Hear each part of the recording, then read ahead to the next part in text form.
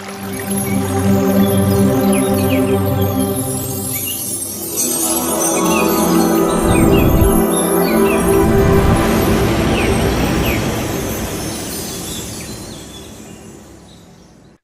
दोस्तों। मैं सुमित्रा महाअवतार फाउंडेशन ध्यान ग्रुप में आप सभी का बहुत बहुत वेलकम करती हूँ। और आज हमारी ध्यान और ज्ञान की यात्रा को आगे बढ़ाने के लिए बड़ी प्यारी सी पूनम जी हमारे बीच में आ चुकी हैं। तो आइए हम मिलके पूनम जी का वेलकम करें। तो पूनम जी, आपका इस मंच पे बहुत बहुत स्वागत है। Over to you Poonam ji. Thank you Sumitra ji. सभी को आत्मवंदन दोस्तों। मैं पूनम बिनानी कलकत्ता से आप सभी का हार्दिक स्वागत करती हूँ। आज हम पत्री जी की बुक्स प्रश्नोत्तर पे स्वाध्याय करेंगे। उससे पहले हम कुछ देर ध्यान करेंगे, क्योंकि ध्यान करके हम अपने आप को, मन को शांत करेंगे। उसके बाद हम आगे की यात्रा की ओर बढ़ेंगे, ताकि हमारा मन स्थिर हो जाए, शांत हो जाए। तो सभी अच्छे से बैठ जाए आरामदायक सुख आसन में,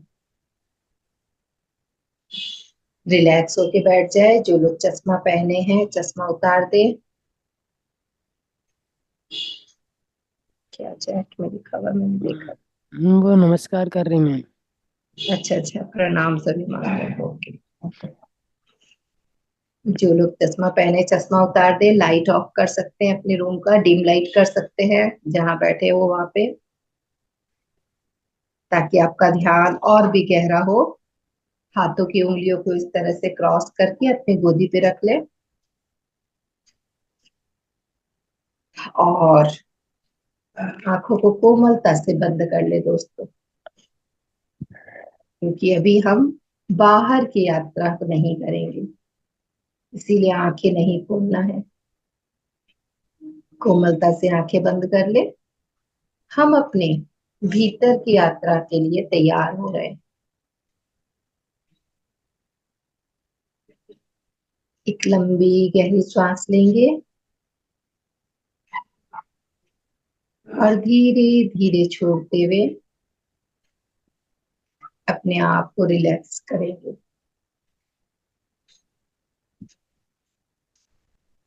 फिर से एक लंबी गहरी सांस, और धीरे धीरे छोड़ते हुए रिलैक्स हो जाएंगे बिल्कुल। पूरे शरीर को बिल्कुल रिलैक्स, पूरा ढीला छोड़ दे। कहीं कोई, पूनम जी, अपने आप को अनम्यूट कर लीजिए। पूरे शरीर को ढीला छोड़ दे। कहीं कोई तनाव नहीं, कोई खिंचाव नहीं। बिल्कुल ढीला छोड़ के बैठेंगे शरीर को, ताकि हमारा ध्यान हमारे शरीर की ओर नहीं, श्वासों पे रहे। अब अपना ध्यान अपनी श्वासों की ओर ले आए।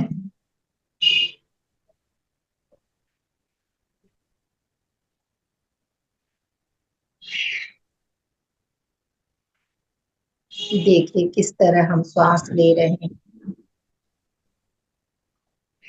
जब हम श्वास लेते हैं ना, नाभि से वो श्वास आ रही है, जा रही है। पेट बाहर की ओर निकल रहा है और सिकुड़ रहा है।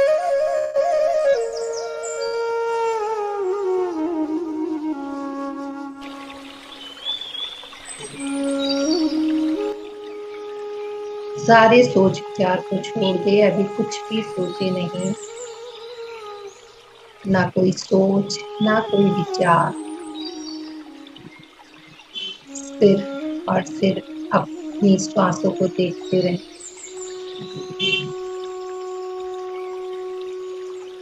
अंतर्मुखी हो जाए दोस्तों।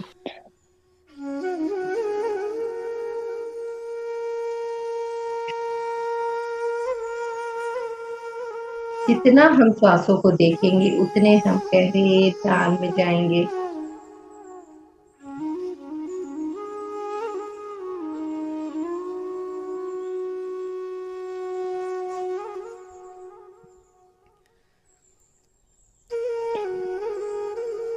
हर एक आती और जाती श्वास पे पूरा ध्यान।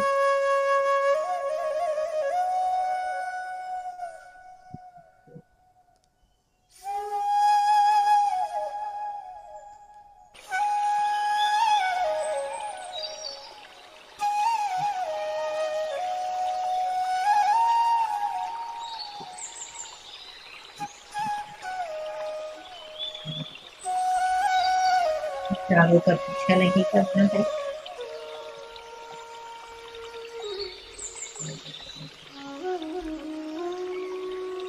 विचारों के साथ घुलना मिलना नहीं है। श्वासों के साथ घुल जाए।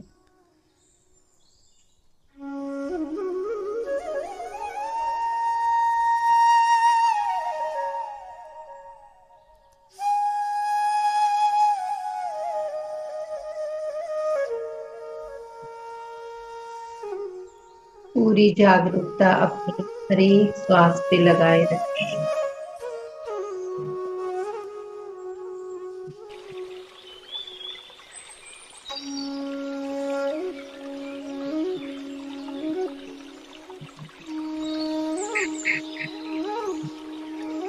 अपने आप से संकल्प करें, मैं आज बहुत गहरे ध्यान में उतरना चाह रहा हूँ या चाह रही हूँ।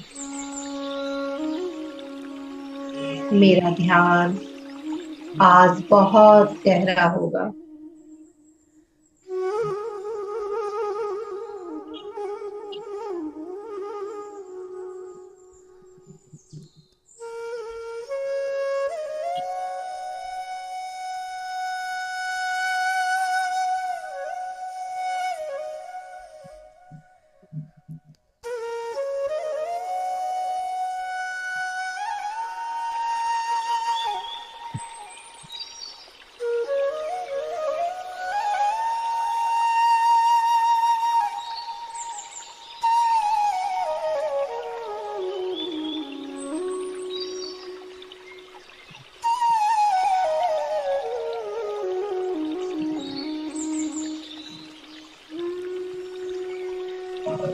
एक एक श्वास की जानकारी हमें होनी चाहिए।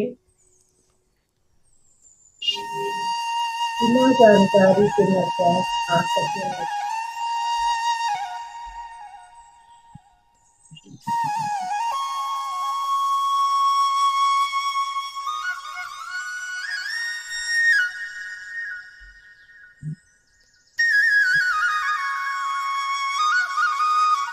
श्वासों को देखते देखते गहरे ध्यान में हम पहुंच रहे हैं।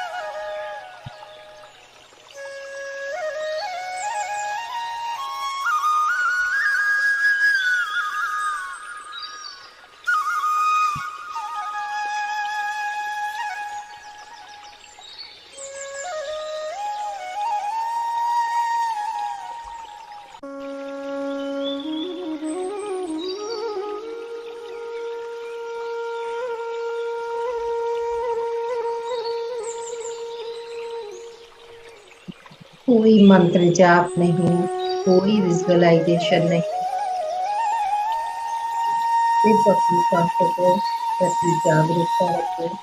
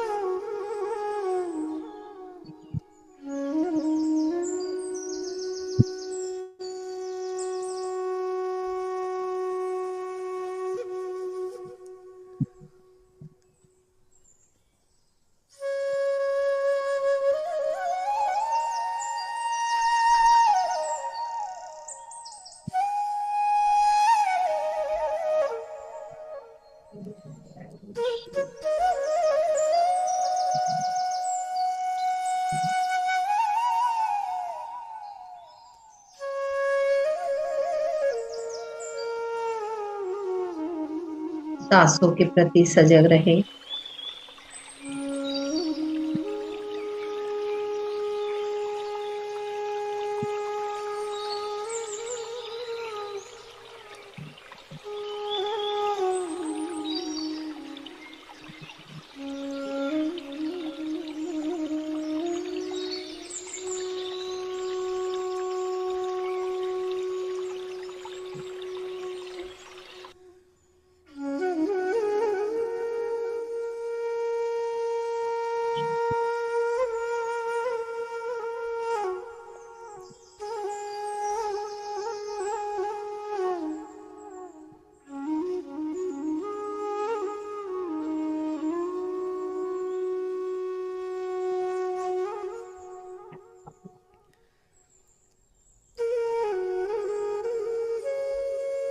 आती जाती श्वासों पे पूरा ध्यान।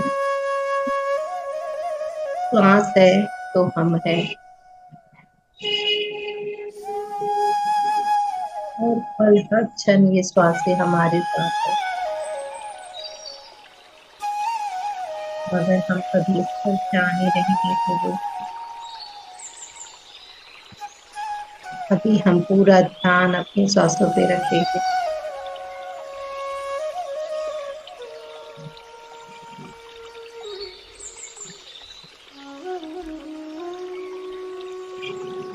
विचार शून्य अवस्था में पहुंचने के लिए पूरी जागरूकता से अपने श्वासों को देखते रहें।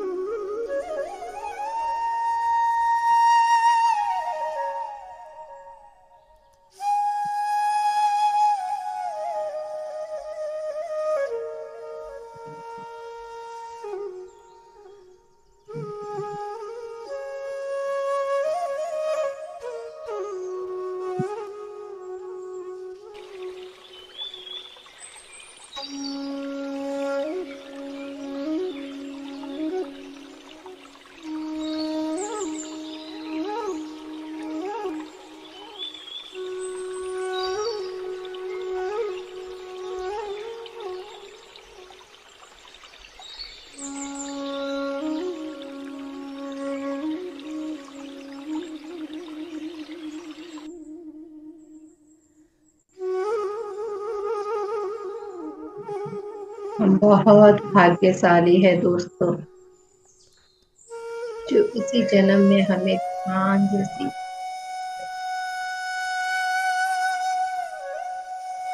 वस्तु, ध्यान जैसा उपहार हमें मिला है। अपने आप को धन्य कर।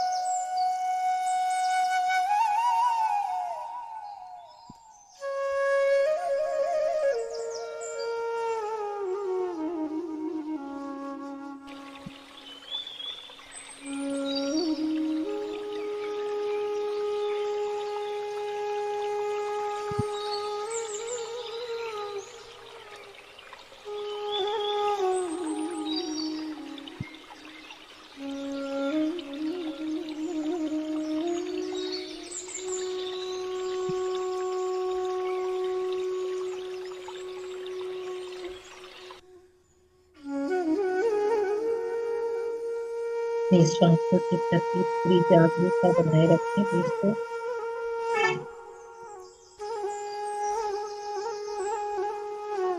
हर एक श्वास की जागरूकता।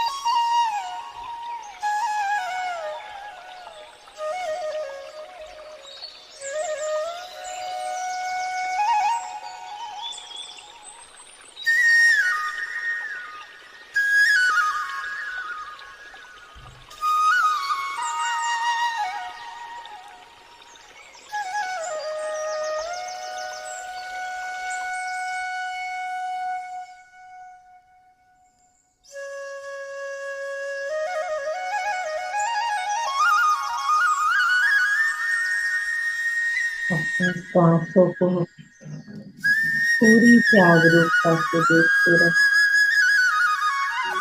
सांस आ रही है, सांस जा रही है।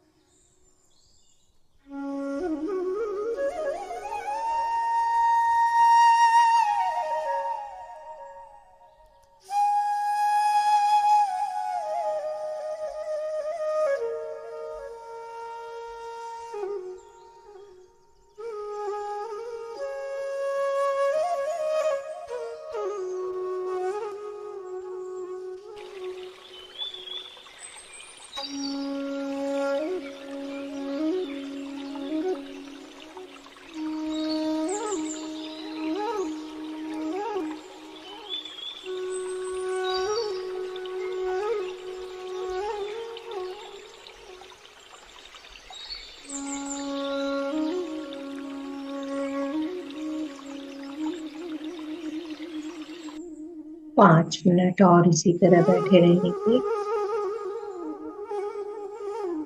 श्वासों के साथ जुड़े रहेंगे।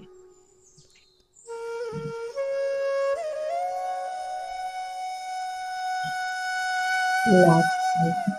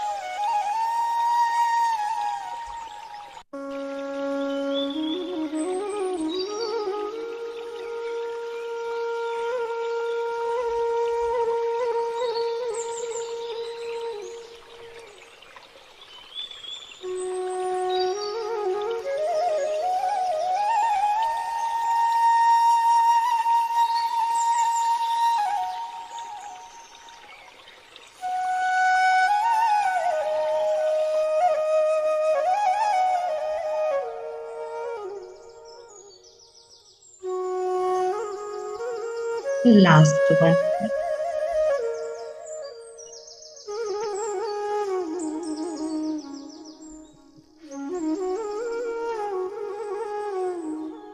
धीरे धीरे अपने आप को अपने में महसूस करेंगे। जिस जगह बैठे हैं उस जगह को महसूस करें।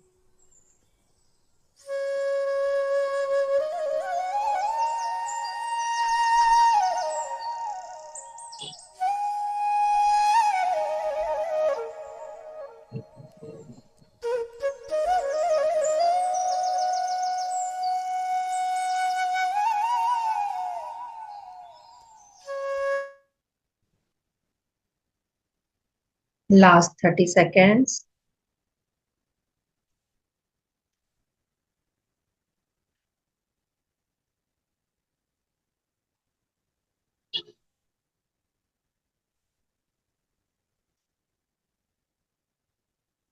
अपने दोनों हाथों की हथेलियों को अपने आंखों पे रखेंगे 5 सेकेंड्स के लिए।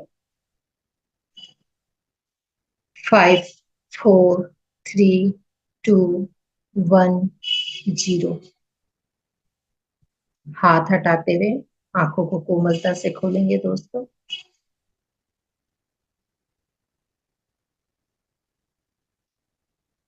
एक जोरदार ताली आज के ध्यान के लिए। ध्यान में मिली इस ऊर्जा के लिए, हम सभी ध्यानियों के लिए thank you, thank you, thank you. बहुत सुंदर ध्यान करने के लिए आप सभी को धन्यवाद दोस्तों। थैंक यू पूनम जी, बहुत सुंदर ध्यान आपने कराया। Thank you, thank you. ये मुझे मेरा फोटो नहीं दिख रहा है, स्पॉटलाइट नहीं है क्या?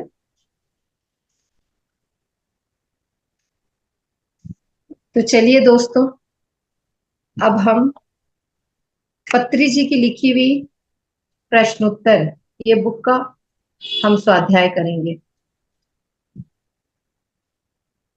ये बुक शायद नहीं दिख रही होगी क्योंकि मैं स्पॉटलाइट नहीं हूँ। नहीं दिखती है मैम। दिख रही है? अच्छा, अच्छा हाँ। ठीक है।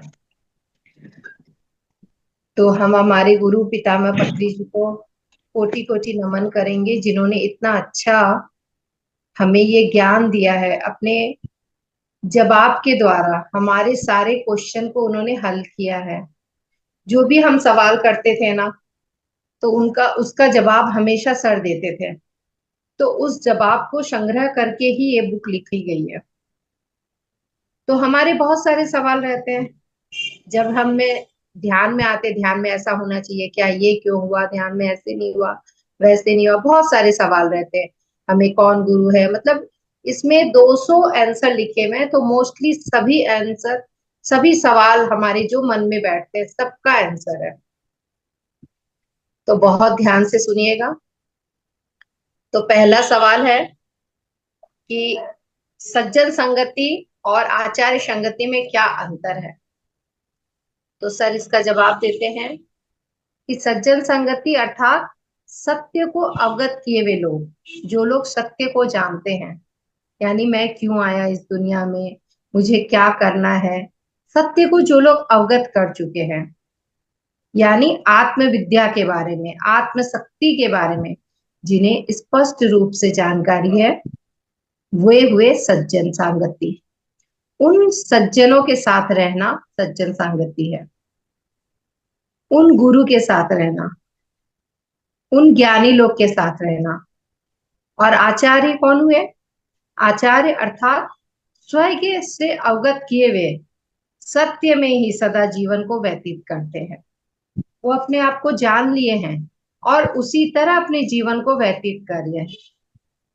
अपने जीवन को और अधिक सत्य साधना के लिए समर्पित कर रहे हैं। जो लोग अपने आध्यात्मिकता में परिपूर्ण उन्नति को प्राप्त कर रहे हैं, ऐसे लोगों को आचार्य कहा जाता है। तो सर का कहना, हर एक साधक को, हम लोग जो भी है ना, हर एक साधक को सज्जन संगति एवं आचार्य संगति में अवश्य रहना चाहिए, तभी उनकी आत्मा प्रगति पथ पर निश्चिंतता से आगे बढ़ती जाती है। यानी हमें आचार्य संगति और सज्जन संगति दोनों ही करना चाहिए। नेक्स्ट क्वेश्चन है, आध्यात्मिकता का असली अर्थ क्या है।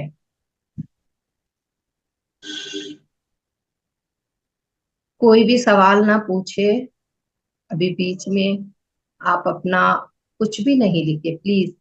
इससे क्या होता है, लोग भी आपका चैट पढ़ेंगे, उन्हें भी डिस्टर्ब होगा, आपके माइंड में बहुत तरह की बातें होंगी।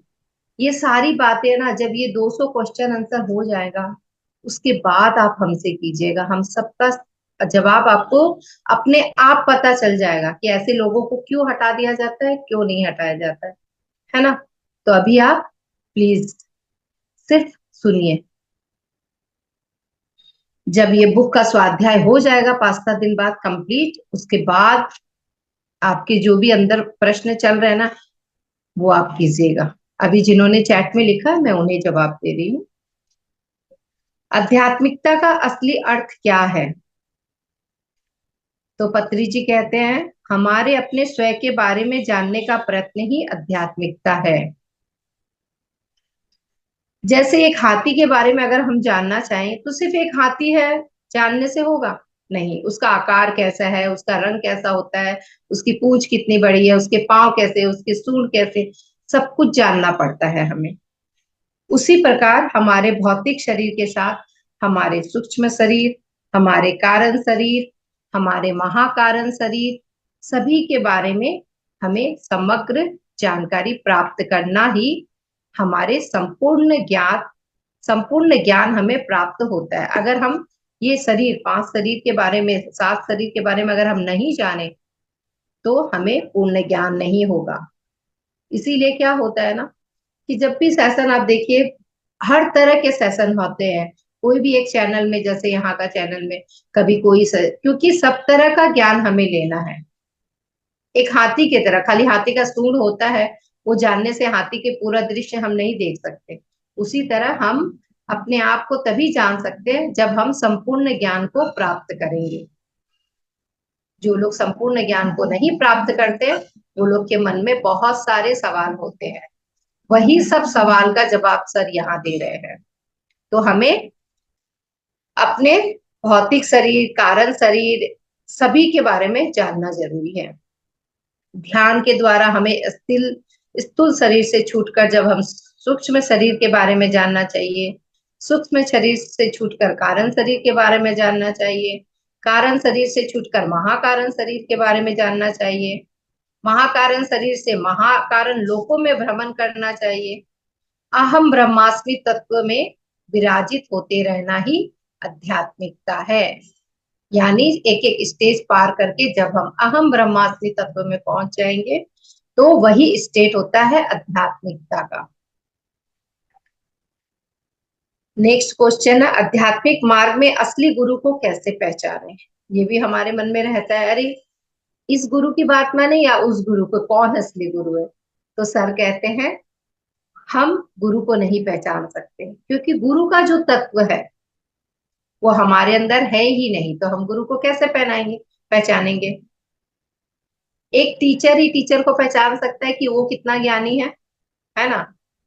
एक जो मैथ का टीचर है, वही मैथ का टीचर का क्वेश्चन का जवाब, आंसर कहाँ गलत बोल रहा है, कहाँ सही, क्योंकि वो उसका ज्ञाता है, तभी वो जान सकता है।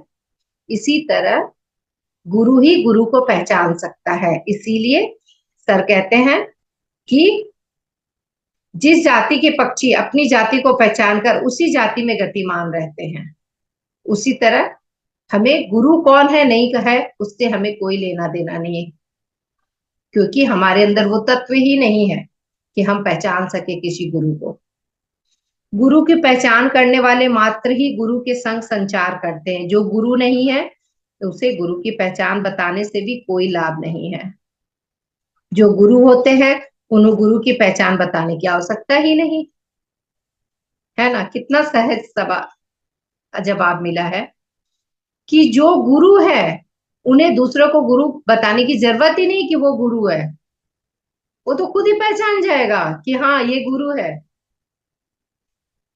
और जो नहीं जानते उन्हें बता के भी कोई मतलब नहीं है कि गुरु तत्व क्या होता है। इसीलिए सर कहते हैं असली गुरु को कैसे पहचाने, इस विषय में माथापोड़ी करने से पहले मुझे कैसे गुरु बनना है, इस विषय में प्रयत्न करना आवश्यक है कि मैं कैसे गुरु बनूं। सर हमेशा, हमारे पत्री जी इतने महान गुरु हैं कि वो हमेशा हर किसी को इंडिपेंडेंट मास्टर बना चाहते हैं। सबको बोलते हैं कि कोई गुरु शिष्य नहीं है, आप भी गुरु हैं, मैं भी गुरु हूं। तो अपने गुरु तत्व को पहचाने, अपने आप को गुरु बनाए। अपने आप को गुरु बनाए मतलब अपने ऊपर काम करे, अपनी आध्यात्मिकता को आगे बढ़ाए। किस तरह हम आगे बढ़ सकते हैं?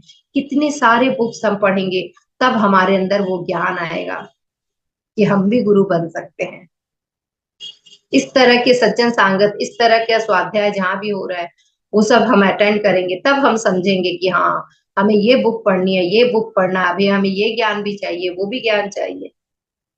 तो कौन गुरु है, कौन असली है, कौन नकली है, इसमें माथापच्ची नहीं करके अपने आप को गुरु बनाने का प्रयत्न करना चाहिए। सर फिर नेक्स्ट क्वेश्चन है, सभी कहते हैं भगवान है किंतु हम उन्हें कैसे देखेंगे?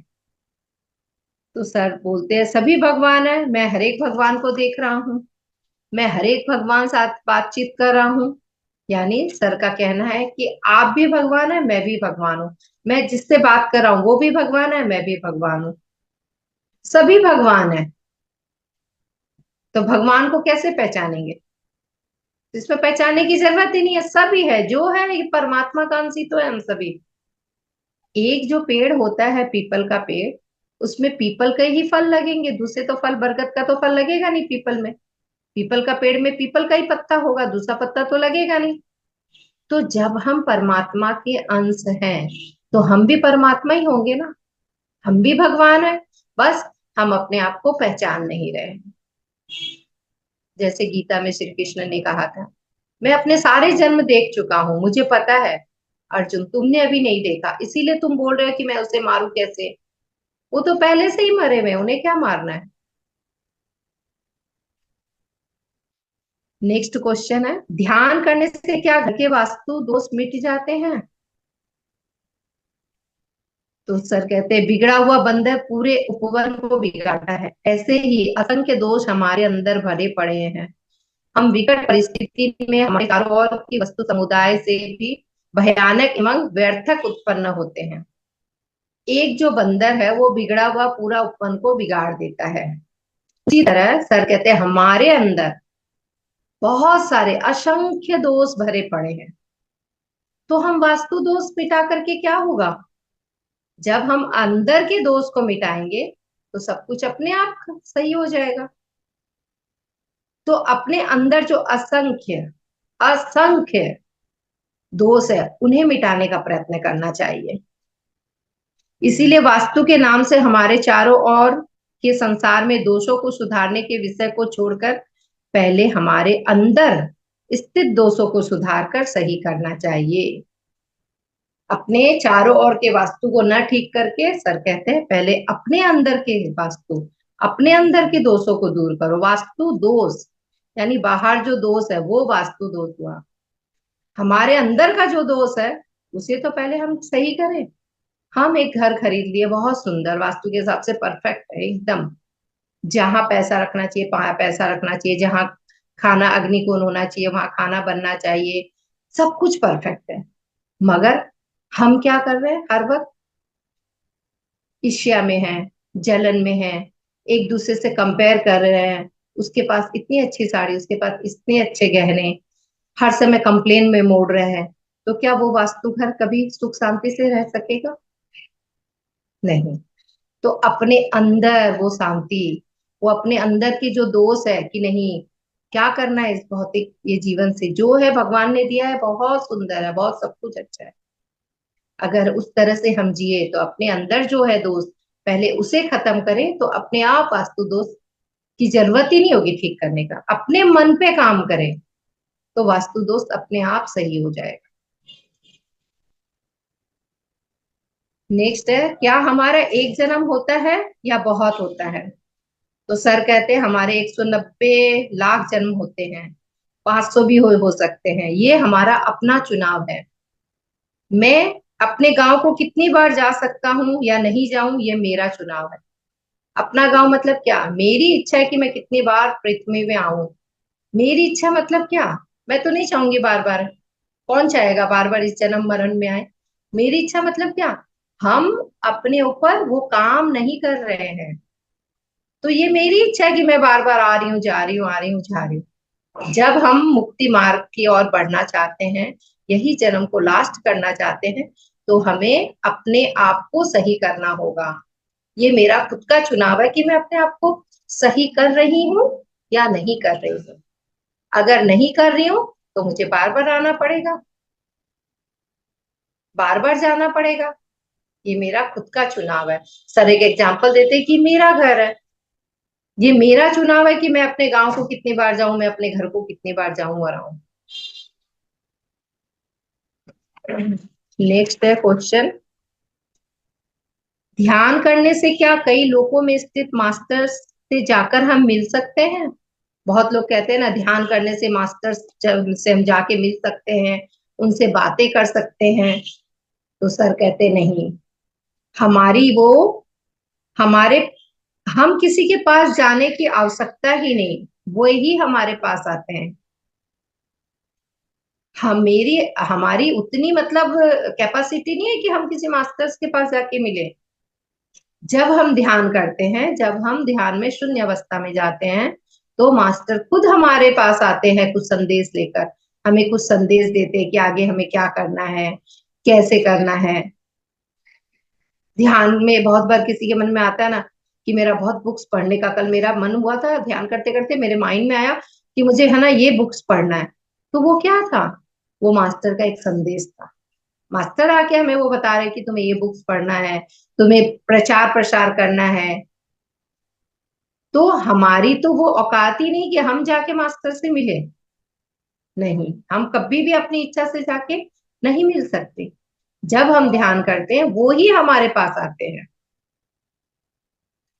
उनसे जाकर मिलने की शक्ति हमें नहीं होती है, किंतु हमारे पास आने की शक्ति उनके पास होती है। ध्यान करने के कारण वे हमारे पास आने पर उन्हें देखने की शक्ति एवं उनसे बातचीत करने की शक्ति को हम पा सकते हैं। नेक्स्ट है, साधना के लिए मितभाषी होना क्या आवश्यक है? तो सर कहते हैं अत्यंत आवश्यक है। हमारे सारे वार्तालाप, हम जो भी बातचीत करते हैं, मुख्य रूप से हमारे रिश्तों के बारे में, बंधनों के बारे में, मोह लोभ के बारे में, हमारे व्यक्तिकरण भी ही होते हैं। इसीलिए अधिक बातचीत करने के कारण पिंजरे में एक तोते की तरह सदृश अनावश्यक समस्याओं से घिर जाते हैं। अतः अनावश्यक अनाप शनाप बातें को छोड़ देना चाहिए। हमें मितभाषी होना चाहिए। इसका मतलब क्या हुआ कि हम इधर उधर की बातें करते हैं, अपने रिश्तों के बारे में बात करते, बंधन के बारे में, मोह के लोभ के, ये हुआ ऐसा नहीं हुआ वैसा नहीं हुआ, ये सब अनावश्यक, क्या अनावश्यक बात है। ये सब नहीं करने से भी हमारी लाइफ और भी बेहतर हो जाएगी। जब हम ये सब बातें करते हैं तो हमारी एनर्जी बेकार जाती है उन बातों के साथ। जो भी हमें ध्यान में ऊर्जा मिलती है, हम अनावश्यक बातें करके उस ऊर्जा को खत्म करते हैं। आप लोगों ने अनुभव किया होगा, जो लोग भी ध्यान करने लगे हैं वो पहले से कम बातें करने लगे हैं। जब कभी किसी का कॉल आता है, हम पहले एक एक घंटा आधा आधा घंटा बेकार की बातें करते थे। अब हम क्या करते हैं, बस काम की बात करते हैं। नहीं नहीं, ठीक है ठीक है ठीक है, हाँ ठीक है हाँ ठीक है। ना हमारे सुनने की इच्छा होती है ना हमारे बोलने की इच्छा होती है। ये मैंने खुद भी अनुभव किया है। पहले कभी भी टाइम मिला, खाली बैठे हैं, चलो फोन लेके मम्मी ये हुआ, भाभी ये हुआ वो हुआ, बेकार की पंचायती करते थे। अब क्या होता है, अब अगर मम्मी भी बोल रही है ना ऐसा हुआ, क्या मम्मी ये सब फालतू की बातें करती, क्यों अपनी ऊर्जा और मेरा टाइम खत्म कर रही हो, ये सब मन से निकालो। हम तुरंत ज्ञान देने लग जाते हैं। अभी तक तुमने ये सब भर के रखा है मन में, नहीं इसको अभी डिलीट करो। हमें एकदम खाली होना है।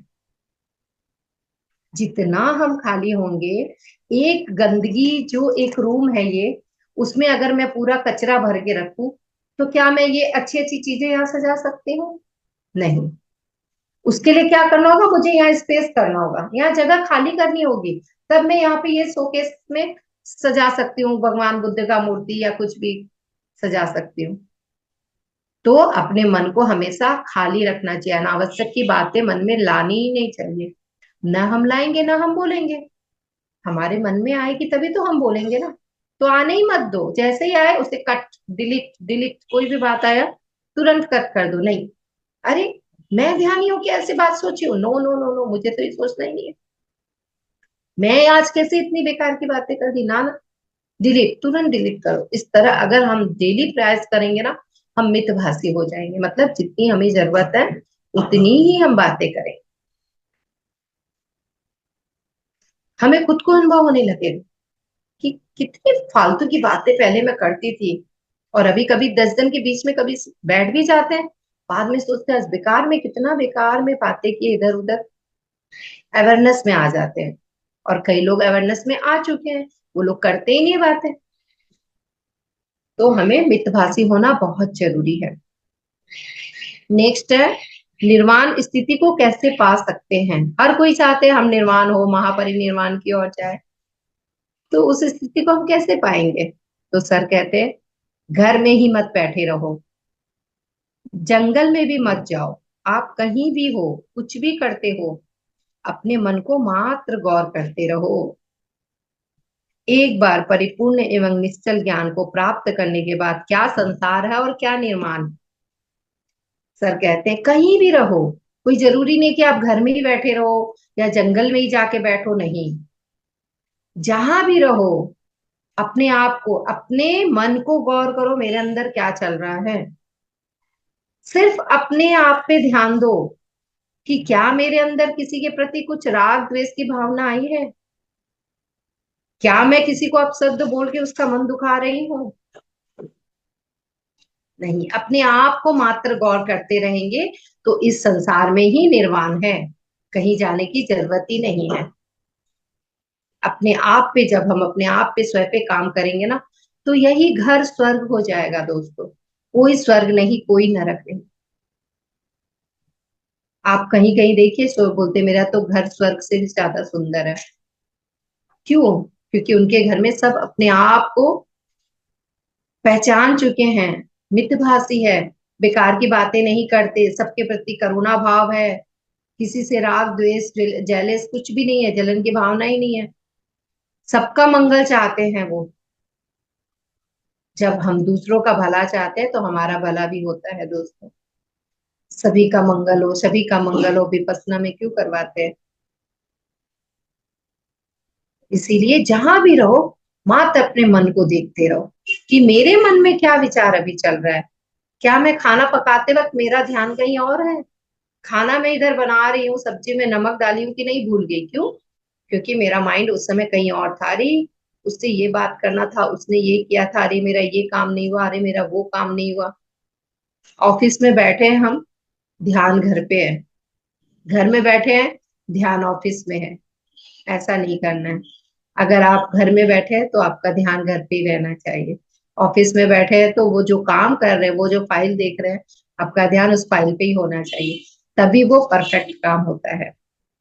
तो इस तरह से जब हम अपने मात्र मन को, पूरे मन को अपने कंट्रोल में, मन के गुलाम नहीं होंगे, मन को अपना गुलाम बनाना है।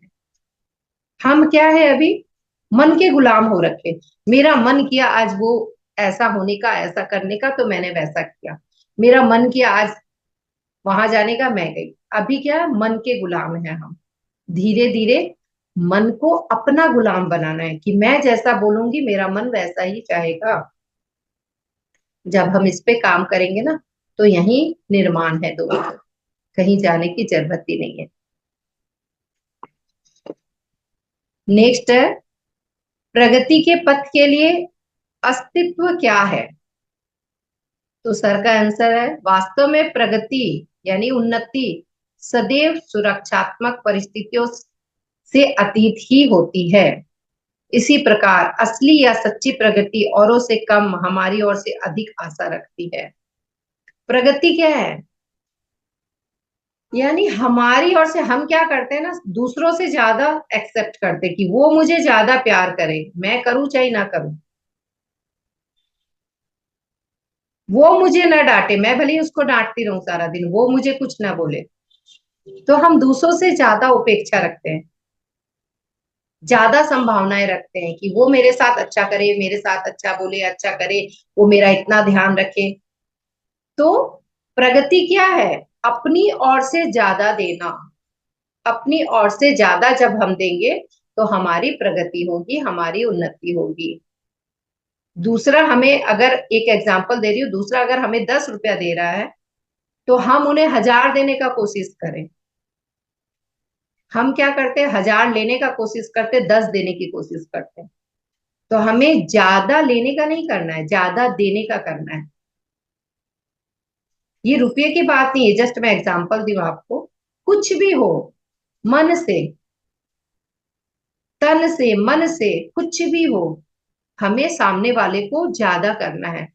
ज्यादा ज्ञान, ज्यादा बातें जो हम करते हैं ना दूसरों दूसरों की, वो सब अच्छी बातें आप कीजिए उनसे कि हाँ आज मैंने इस स्वाध्याय में ये सीखा, आज मैंने ये जाना। ये सब जब हम दूसरे को देंगे तो हमारी उन्नति होगी। जब हम ज्यादा बांटेंगे सबके साथ, हम लेने का हमेशा प्रयत्न करते कि लेते रहे लेते रहे लेते रहे, देने का नहीं सोचते कभी भी। इसीलिए सर हमेशा क्या करते हैं, कहते हैं प्रचार प्रसार कीजिए ताकि आपकी उन्नति हो। जब हम बांटेंगे, अगर हम ए सीखे हैं तो ए बांटो, ए सिखाओ, बी सीखे हैं तो बी सिखाओ, आप जो भी सीखे, आप सिर्फ श्वासों पे के प्रति ध्यान देने की जो आप कला सीखे हैं, आप वही लोगों को सिखाओ। हमेशा आपको उन्नति अगर करनी है, के प्रति पे आगे बढ़ना, उसका अस्तित्व यही है कि हम अपनी प्रगति तभी कर सकते हैं जब सामने की प्रगति हो। मैं जितना बांटूंगी मेरी उतनी उन्नति हो। नेक्स्ट है, बुद्धत्व का तात्पर्य क्या है? कहते हैं ना बुद्ध बनो, तो बुद्धत्व क्या है आखिर? सर कहते हैं हमारे लिए जो प्रयोजन नहीं है ऐसे कार्य नहीं करना ही बुद्धत्व है। एक ही लाइन में कितना सारा आंसर मिल जाता है। हमारे लिए जो प्रयोजन नहीं है मतलब क्या? बुरा न देखो, बुरा न बोलो, बुरा न सुनो, न ज्यादा बोलो, न ज्यादा देखो, न ज्यादा सुनो, जितनी जरूरत है उतनी ही बोलो, जितना हमें प्रयोजन है उतना ही मुंह खोलो, तो वही बुद्धत्व है।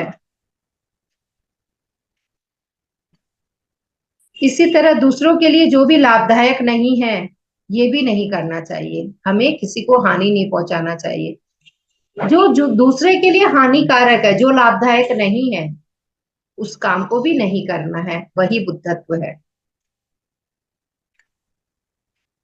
हमारे जीने के लिए जो आवश्यकताएं हैं, इनके साथ दूसरे की जीने की जो आवश्यकता है उसको पहचान कर उनकी पूर्ति के बारे में देख सकना, वही बुद्धत्व है। हमारी जो जरूरत है वही दूसरे की भी जरूरत है। अगर हम इस चीज को पहचान ले, इस चीज को देख ले, तो यही बुद्धत्व है। बुद्धत्व एक चीज नहीं है कि एक ही है, बुद्धत्व के बहुत सारे गुण हैं। ये सारे गुण अगर हमारे अंदर आ जाए तो यही बुद्धत्व होता है। बुद्धिमानी से बात करना, सभी विषयों की मिति में रहना बुद्धत्व है। भोजन, नींद, पढ़ाई, कमाई, सेवा, इस तरह जीवन व्यापारों में मध्य मार्ग को अपनाना ही बुद्धत्व है। इसीलिए कोई भी काम बिना किसी तनाव से करना है तो प्रातः उठते ही ध्यान करना चाहिए, नहीं तो अर्जुन की तरह तनाव बढ़कर असली समस्या से हम भागना चाहते हैं। सर कहते हैं सुबह उठकर ही पहले ध्यान करना चाहिए। इससे क्या होता है ना, हमारा सारा दिन अच्छा जाता है। कैसे अच्छा जाता है? ध्यान की जो ऊर्जा है ना, वो हमें सही गलत बता सकती है कि ये तुम्हारा गलत, इधर रास्ता गलत है, ये सही रास्ता इधर जाना है। जब हम सही पथ पे जाएंगे तो सब कुछ अच्छा होगा।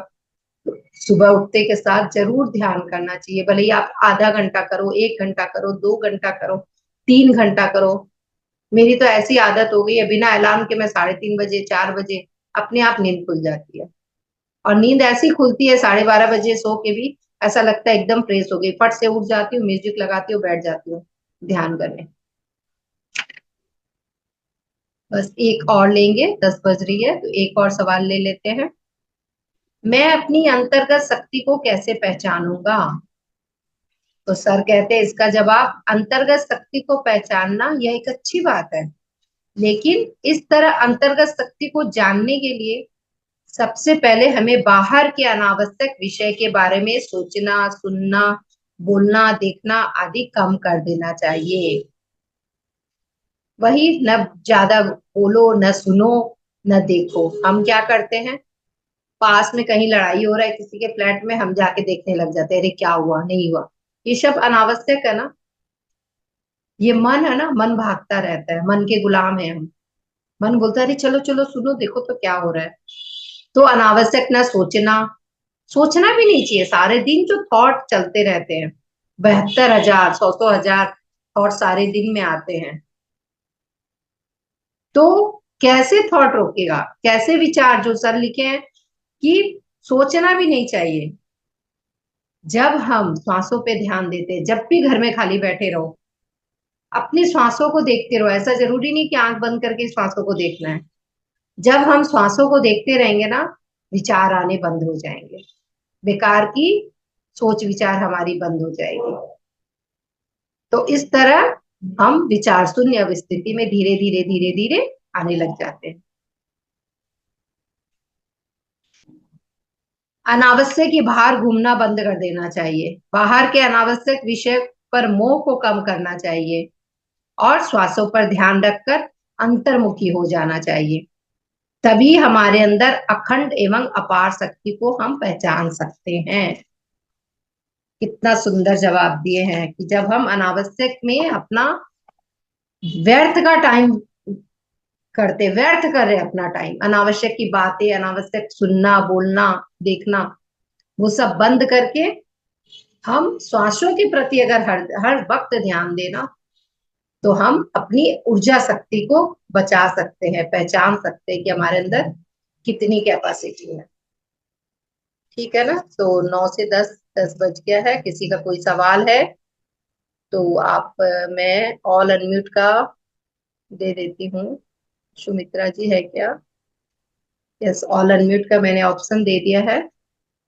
किसी को कुछ भी बोलना है तो आप बताइए। किसी का ध्यान कैसा हुआ, आज का कुछ ऐसा है जवाब जो आपको समझ में नहीं आया, तो प्लीज आप पूछ सकते हैं। मैम ये बुक कहाँ से मिलेगी? अमेजोन ये पर मिल जाएगी? ये अमेजोन पे नहीं है। इसी का ये कवर पेज ऐसा नहीं है, एक येलो कवर का भी निकला है, पत्री जी के प्रश्न उत्तर बोल के, उसमें भी सारे जवाब है।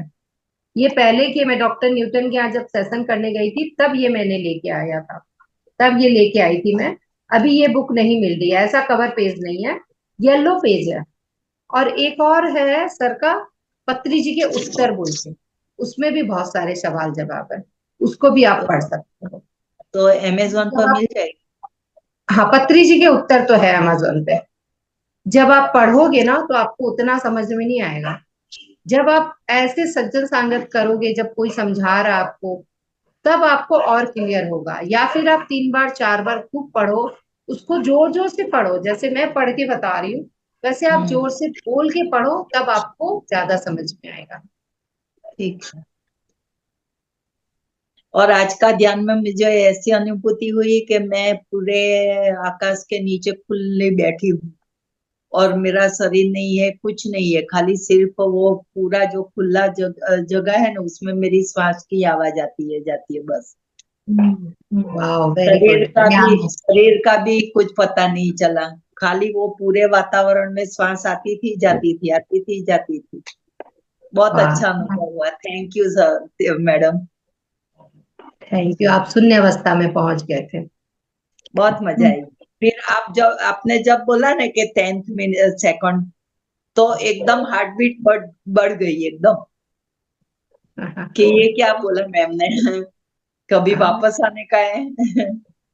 हाँ, इसीलिए तो हम लोग बोलते हैं धीरे धीरे अपने आप को अपने शरीर में महसूस हाँ, करें। एकदम हार्ट बीट तो इतनी फास्ट हो गई ना। थैंक यू, थैंक बहुत यू। बहुत अच्छा, बहुत अच्छा। यस, अरुंधति जी।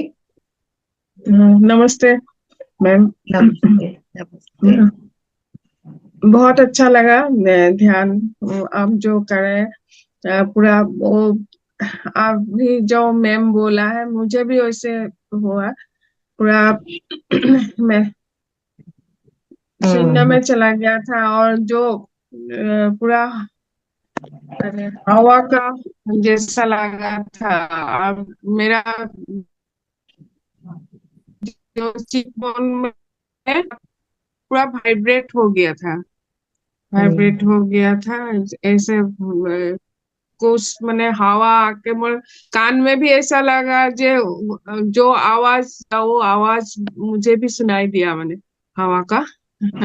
बहुत अच्छा लगा। पूरा उड़ गया था ऐसा लगा था मुझे। नीचे आ जाओगे thank Arundhati you ji. Ma'am, बहुत क्या अच्छा लगा। जाओगे? 2 दिन से नहीं आ रहे थे आप, क्या बात, 2 दिन से घूम ही रहे थे क्या? हाँ ना, हम लोग को धर्मीय सभा था, वहाँ गया था हम 4 दिन जी ठीक पूरा। ठीक। ओके। 4 दिन पत्री जी की वहां जब हम में। बुक पढ़ते हैं ना, जब पत्री जी के बुक का अच्छा। स्वाध्याय करते हैं ना, तो वो पत्री जी की चेतना हाँ से हाँ। हम जुड़ जाते हैं। बहुत एनर्जी रहती है। बहुत एनर्जी हम्म। आई, सच में। हाँ यस हाँ, मास्टर, अच्छा किसी लगा, और का बहुत कोई अच्छा। सवाल? और कोई कुछ बोलना चाहेंगे या कोई सवाल है, कोई एक्सपीरियंस है तो बताइए। जो लोग, कौन, राधा जी लिख रहे थे ना, ऐसे लोगों को हटा देते हैं, वो कहाँ गए राधा जी? नहीं है। राधा जी नहीं थे मैम। हाँ, उनका चैट में सवाल था ना। राधे राधे कर रहे होंगे। ऐसे लोगों को यहाँ से हटा दिया जाता है। राधा जी तो है, राधा बोल के कोई लिखा हुआ आया था, अभी नहीं है। जी। ठीक है, कोई बात नहीं। Thank you so much Sumitra ji. जी मैम सुनीता जी वेलकम। कुछ बोलना चाहते हैं क्या? म्यूट अनम्यूट किए हैं आप? नहीं तो फिर हम मीटिंग एंड करेंगे। Good evening ma'am. Good evening, good evening. Ma'am मैं ये बताना चाहती हूँ कि ध्यान करके आपके साथ अच्छा लगा, लेकिन मेरे को है ना, मैं अभी से 4-5 दिन से कर रही हूँ, तो ऐसा अनुभव होता है जैसे कि नींद आ रही है। कोई बात नहीं। शून्य अवस्था में जब हम जाते हैं ना, तो ऐसा जी लगता है, धीरे धीरे धीरे धीरे आप जागरूक होके ध्यान करने लग जाएंगे।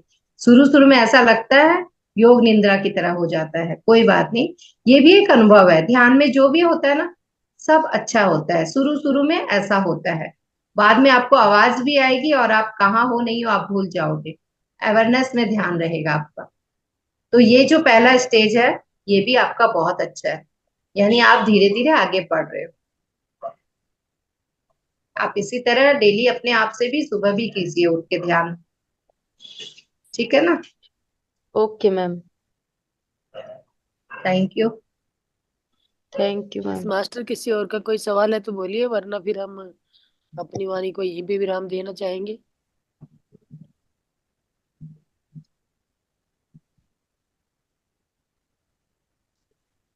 Thank you. हम फिर से वैसे पत्नी जी को बहुत बहुत धन्यवाद कहेंगे, जिन्होंने हमें इतना अच्छा ज्ञान दिया। Thank you, thank you, thank you, thank सभी यू मास्टर्स सुमित्रा को जी। बहुत बहुत धन्यवाद हमारे शुभ साथ ध्यान रात्रि। और ज्ञान में बने रहने के लिए। और इसी थैंक तरह का डेली रोजाना अपना 9 से 10 तक जुड़ते रहिए और ध्यान यात्रा को आगे बढ़ाते रहिए आप ऐसे ही। Thank you all of you. शुभ रात्रि मास्टर्स। शुभ डिवाइन नाइट। रात्रि। Divine night.